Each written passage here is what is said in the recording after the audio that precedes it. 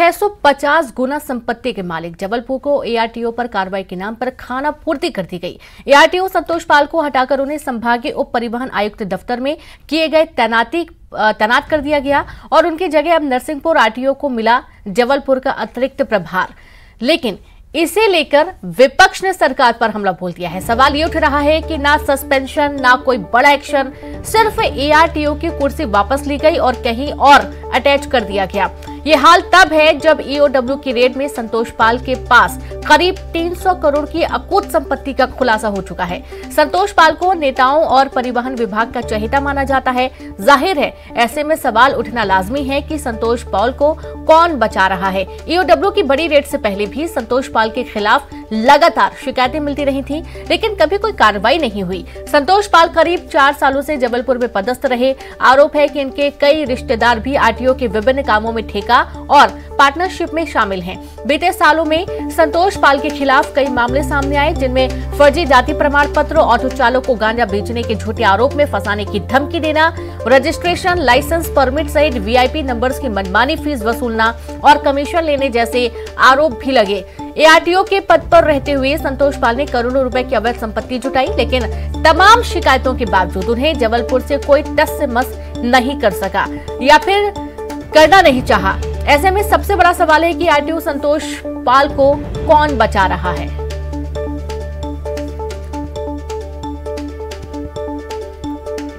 तो वाकई में सवाल यही है और आप एक तस्वीर भी देख पाएंगे अपनी टीवी स्क्रीन पर। लग्जरी कारों का कलेक्शन, बंगले में स्विमिंग पूल और कई महंगे सजावटी सामान घर के अंदर से आप देख पाएंगे। और इसके बाद सवाल यही है कि इतने बड़े खुलासे के बाद, संपत्ति जानकारी के बाद जो अवैध है, इसके बावजूद कोई कार्रवाई क्यों नहीं की गई है। सीधे रुक करेंगे जबलपुर से संवाददाता प्रतीक अवस्थी जुड़ गए। प्रतीक, लग्जरी आइटम्स, लग्जरी गाड़ियां, बंगला, स्विमिंग पूल, सब कुछ मिला, पहले से शिकायतें भी रही, उसके बावजूद सिर्फ लाइन अटैच कर दिया गया। कोई कार्रवाई, कोई कठिन कार्रवाई नहीं इस पर। देखिए रेणु, बिल्कुल हाल ही का ये जो छापा रहा ईओडब्ल्यू का, इसको प्रत्यक्ष को आखिर प्रमाण क्या। बाकायदा ईओडब्ल्यू ने एक लेटर जारी करा। लेटर में स्पष्ट लिखा है आय से 600%, 650 गुना नहीं रेणु, 650% आय से अधिक संपत्ति मिली। तस्वीरें सामने आई। स्विमिंग पूल, बाकायदा एक बढ़िया होम थिएटर, जो से लाखों रुपए की कुर्सी जिसमें रखी हुई थी, तमाम ऐसे आधुनिक संसाधन मिले। 10,000 वर्ग फीट पर आलीशान मकान निर्मित पाया गया, जिसकी मौजूदा कीमत करीब 4 से 5 करोड़ रुपए हो सकती है। इसके बाद ईओडब्ल्यू ने कार्रवाई कर ली। करीब 5 दिन बाद ले देकर कार्रवाई हुई, तो वो भी ये हुई कि आरटीओ के प्रभार से उन्हें मुक्त किया गया और संभागीय उप परिवहन कार्यालय में पदस्थ कर दिया गया। यानी निलंबन की कार्रवाई भी यहां पर नहीं की गई और कार्रवाई होने में, यानी लेटर आने में भी 5 से 6 दिन का वक्त लग गया। इसके बाद सबसे बड़ा सवाल आखिर ये खड़ा हो रहा है कि जब आय से अधिक संपत्ति मामले में ईओडब्ल्यू ने एफआईआर दर्ज कर ली है, यानी प्रामाणिकता कहीं ना कहीं साबित हो गई है कि आय से अधिक संपत्ति कहीं ना कहीं थी। ईओडब्ल्यू ने अपने छापे में बकायदा जो 16 लाख रुपए घर से मिले थे, उसमें एक आकृति ईओडब्ल्यू की भी बनाई थी, जो कहीं ना कहीं एक प्रदर्शक थी कि भ्रष्टाचार के एक बड़े कहीं ना कहीं जो खेल खेलता था, एक बड़े व्यक्ति को अपने कब्जे में ईओडब्ल्यू ने लिया है। इसके बावजूद भी, इतनी बड़ी कार्रवाई होने के बाद भी आखिर सस्पेंशन ना होना, तो बेशक अब तमाम सवालात जो है वो उठ रहे हैं। विपक्ष विशेष तौर पे इस पूरे मसले पर सवाल उठा रहा है कि आखिर किनकी मेहरबानियों पर एआरटीओ संतोष पाल हैं और आखिर क्या वजह है कि उनकी कार्रवाई अब तक नहीं हो पाई है। एक और खास बात यह रेणु कि ईओडब्ल्यू ने अब तक इनकी प्रॉपर्टी का फाइनल वैल्यूएशन भी नहीं किया है। आखिर 7-8 दिन बीत गए हैं, ईओडब्ल्यू की कार्रवाई क्या कोई रुक गई है, कोई दबाव है, क्या वजह है कि ईओडब्ल्यू अब तक फाइनल वैल्यूएशन नहीं कर पाया है? या तो इसका मतलब यह है कि इतनी अकूट संपदा है कि थक गई है, या सांसें फूल रही है ईओडब्ल्यू की संपत्ति का आकलन करने में। जो भी हो, कहीं ना कहीं कुछ ना कुछ तो गड़बड़ सा दिख रहा है या समझ में आ रहा है, ऐसा विपक्ष का कहना भी है और सोशल मीडिया में भी जमकर इस पूरे मसले को ट्रोल किया जा रहा है। जाहिर सी बात है, इतनी अकूत संपत्ति मिलने के बाद यदि इस पर कोई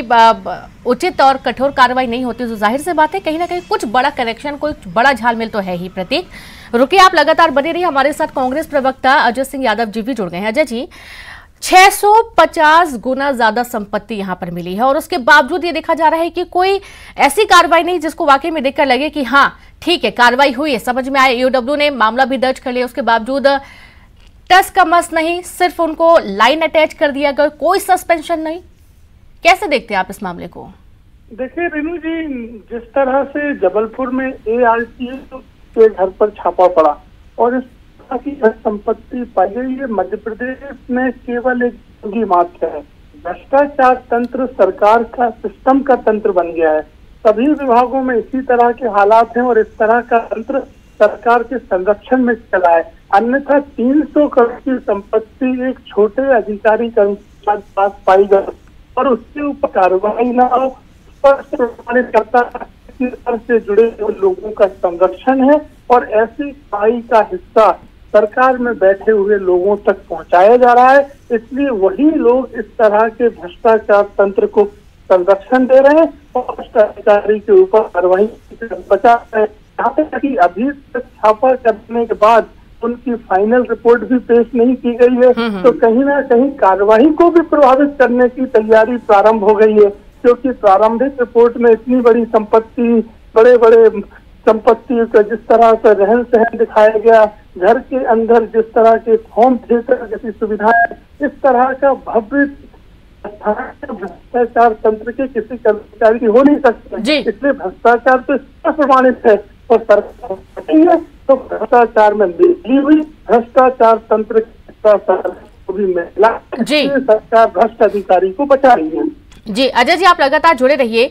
आप बीजेपी से भी बात करने की कोशिश कर रहे हैं हम, और प्रतीक आपके पास आते हैं यहाँ पर। जैसा कि आप जानकारी दे रहे हैं कि पहले से भी कई सारी शिकायतें मिलती रही हैं, अवैध जो कार्य होते हैं उनमें संलिप्त पाए गए हैं, जैसे कि लाइसेंस देना रजिस्ट्रेशन के लिए और छोटे आरोपों में फंसा देना, गांजा तस्करी का भी एक मामला सामने आया था इनसे जुड़ा हुआ, परमिट सहित वीआईपी नंबर्स की मनमानी के हिसाब से पैसे वसूली करना, ये तमाम शिकायतें पहले से मिलती रहीं। उसके बावजूद कभी कोई ये मामला उजागर हुआ नहीं है, सामने इतना अच्छे तरीके से सामने आया नहीं था कि इस पर कार्रवाई हो।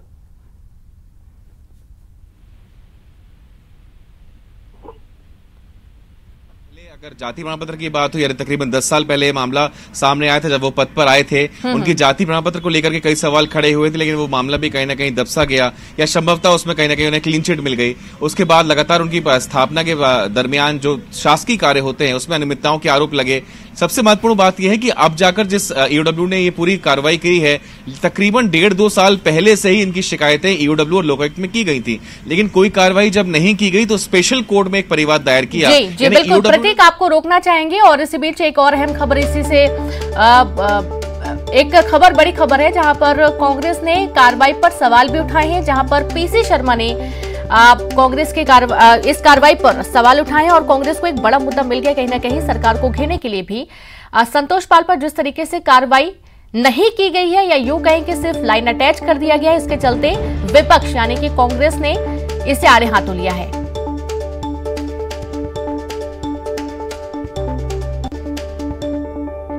आरटीओ के यहाँ थिएटर है, स्विमिंग पूल है, और जिसकी आय जितनी तनख्वाह नहीं मिल रही उससे कई गुना उसके मकान और आलीशान बिल्डिंगें हैं।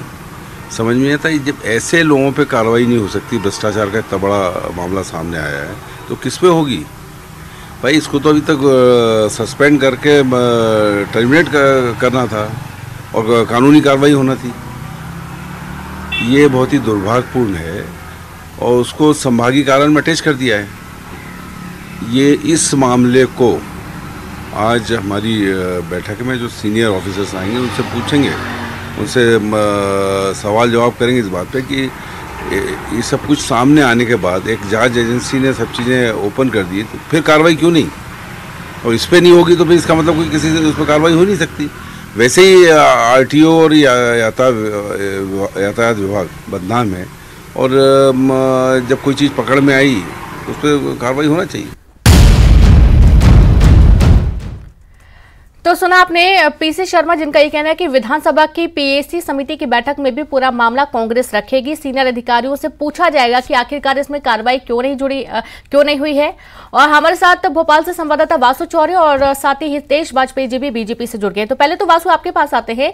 आप बहुत बड़ा मामला उजागर हुआ है, देखा जा रहा है कि 650 गुना ज्यादा संपत्ति, तकरीबन 300 करोड़ से ज्यादा की संपत्ति सामने आई है। उसके बावजूद कोई कार्रवाई नहीं, सिर्फ लाइन अटैच कर देना कहीं ना कहीं ये सवाल खड़े कर रहा है कि या तो कोई बड़ा हाथ है इन पर, या तो यूं कहें कि कोई कार्रवाई करना नहीं चाह रहा है या डर रहा है संतोष पाल के खिलाफ कार्रवाई करने से। वासु,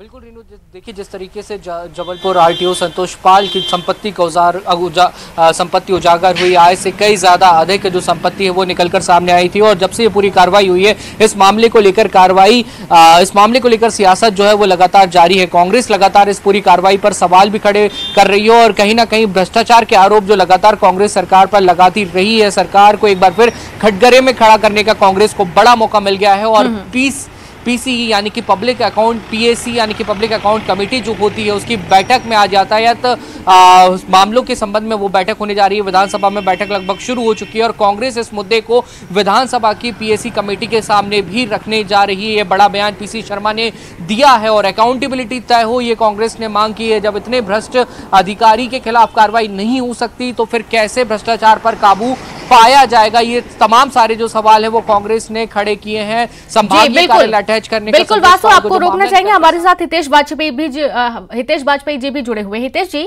सवाल यही है कि इतना बड़ा मामला सामने आने के बाद कोई कठोर कार्रवाई नहीं होना, सिर्फ लाइन अटैच कर देना। अजय जी का ये कहना है कि या तो इतनी अकूत संपत्ति है कि ईडी गिनते गिनते थक गई है या गिन नहीं पा रही है।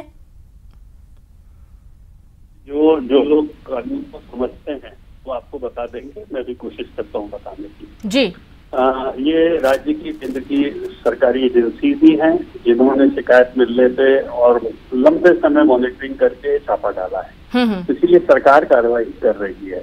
अब इसके बाद जो भी इसका रिपोर्ट तैयार होगी उसके आधार पर क्रिमिनल चार्जेस दर्ज होंगे, जिसकी आप बात कह रही हैं सीआरपीसी के तहत। और जब क्रिमिनल चार्जेस दर्ज होंगे भ्रष्टाचार निवारण अधिनियम के तहत, तब इनके ऊपर गिरफ्तारी जमानत होगी। अभी जो कार्रवाई हुई है ये विभागीय कार्रवाई कहलाती है। विभागीय कार्रवाई में किसी भी अधिकारी कर्मचारी के ऊपर जो सिविल सेवा अधिनियम के तहत आता है, यदि ऐसी कोई भी कार्रवाई होती है तो उसे उस स्थान पर नहीं रखा जाता। सबसे पहले ये काम किया जाता है जिससे कि वो साक्ष्यों के ऊपर कोई हस्तक्षेप न हो। फिर जैसे ही ये एजेंसी की कार्रवाई समाप्त बनेगा, जिसके आधार पर चार्जशीट तैयार होगी और उसके आधार पर फिर विभिन्न धाराएं लगकर इनके ऊपर क्रिमिनल चार्जेस लगेंगे। ये तो हो गई साहब समझने वाली बात, सब समझते हैं इसको। दूसरी बात जो मुझे आपने कही है मैं बहुत इम्पोर्टेंट है, लोक लेखा समिति के अध्यक्ष पीसी शर्मा जी, फिर ध्यान से सुनिएगा, पैसा लेकर को दबा देते हैं। ये पद क्यों दिया जाता है पता है आप? ये गाड़ी में घूमने के लिए, डीजल भराने के लिए, चोरी करने के लिए नहीं दिया जाता कि भाई किसी प्रकार की कोई प्रशासकीय शिकायत आ रही है, अनियमितता आ रही है तो उसके ऊपर एक्शन लेना, इसके लिए लोक लेखा समिति होती है। ये सो रहे हैं और जब कभी शिकायत आती है तो फिर सुन लीजिए ध्यान से, ये उसका पैसा ले लेते, टैक्स ले लेते, दबा देते, कांग्रेस ही है ये जी। जबकि हमारी एजेंसी काम कर रही है। पीसी शर्मा जी एक शिकायत का बता दें किसी के प्रति उनने एक्शन लिया हो अभी तक। हितेश जी, ये जो पूरा मामला अभी संतोष पाल से जुड़ा हुआ सामने आया है, इस पर जो कांग्रेस सवाल उठा रही है, ये आप आश्वस्त करते हैं कि इस पर कार्रवाई होगी? अभी जो कार्रवाई होनी चाहिए, जो उचित कार्रवाई होनी चाहिए वो होगी अभी? मैं सहमत हूँ। मैं आप कांग्रेस को भूल जाइए, क्यों भूल जाइए? क्योंकि कार्रवाई हम लोग कर रहे हैं जी, तो इसीलिए प्रश्न नहीं उठता। क्योंकि कारक ही हम लोग है ना, हम ही लोग को निकाल रहे हैं उसको अंदर से बाहर बिल में से। अच्छा। लेकिन मैं तो पूछ रहा हूँ पीसी शर्मा ने लोक लेखा समिति के कॉन्स्टिट्यूशनल अध्यक्ष के रूप में क्यों पैसा खा जाते हैं शिकायतों के लिए? जी जी हितेश जी, ये आप आश्वस्त करें कि कार्रवाई होगी, इस पर ही अभी फिलहाल रुकना होगा क्योंकि आगे इंतजार भी करना है कि कब तक कार्रवाई होती है और कैसी कार्रवाई होती है। शुक्रिया।